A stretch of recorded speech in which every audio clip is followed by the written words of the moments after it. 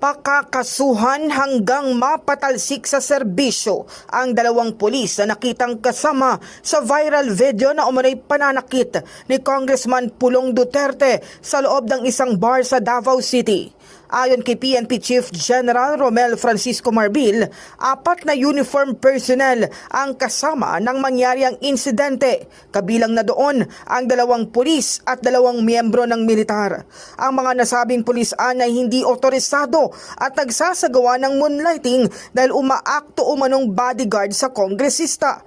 Ang mga ito ay may ranggong Police Executive Master Sergeant at Police Staff Sergeant.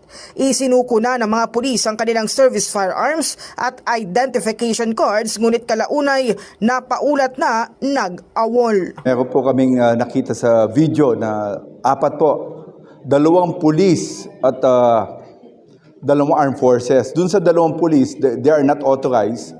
They're moonlighting.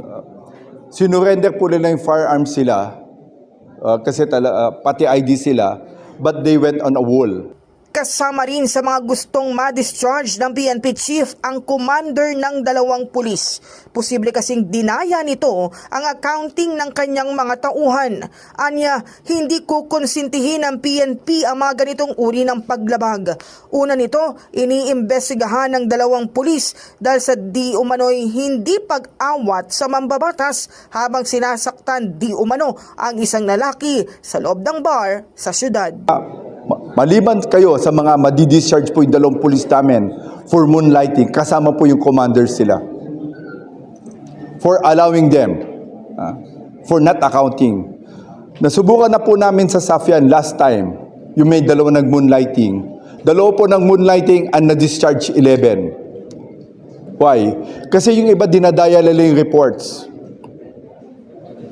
Ina-account po namin, kasi everyday, just to make every day we submit reports, we account our personnel.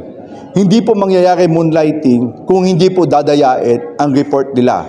So yung 2 na yon na nag-moonlighting sa Davao, expect po yung mga commanders sila will be discharged. The same way that happened to SAF, we will file dishonesty. Once we file dishonesty, that's perpetual disqualification from any government post. In the heart of changing lives, ako si Brigada Cas Austria ng 105.1 Brigada News sa Manila, the Music and News Authority.